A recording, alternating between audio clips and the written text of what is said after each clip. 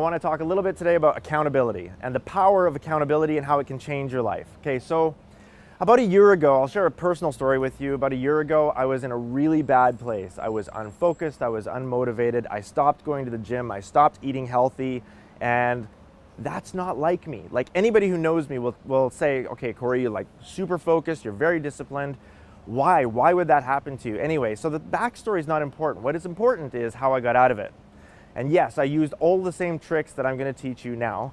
And it's the same stuff that I teach whenever I go to a different company. And it's basically just three things: set clear goals, maintain transparency, and have great consequences. So clear goals is like, in your job, it's KPIs. In my personal life, I really just needed to get to the gym because I know that I've only ever enjoyed two things in my whole life. It's dopamine and serotonin. And if I can produce those things, then I'll be better.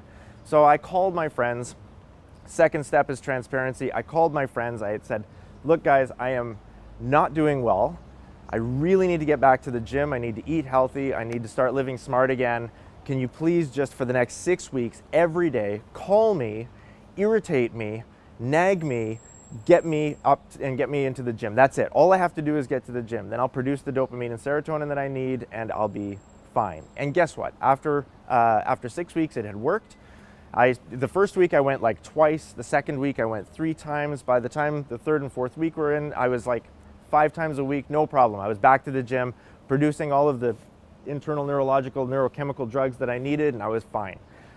After that, consequences.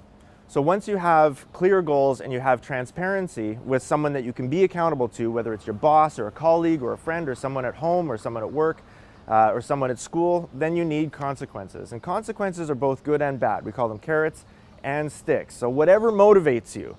And keep in mind that a reward for doing something good is 5 times less motivating than the fear of pain for doing something bad. So keep that in mind. If you can promise yourself some pain, like losing your job, losing a bonus, missing out on school, failing a class, whatever it is that motivates you, if you figure out what you're afraid of and tap into that fear, that'll motivate you. And then also add some sort of power dynamic, some sort of positive consequence to what it is that you're doing. That at the end, when you succeed at what you're doing, you need some sort of reward. Buy yourself a new dress or a new shirt or something, right? Like figure out your reward. And for me, my reward was a 15-kilometer obstacle course race. I love those things. I'm not particularly fast, but I know that I enjoy the obstacles, and when I get to the end of the race, I feel tremendous. So for me, I had to set clear goals. I needed to get back to the gym. I needed to get my life back on track.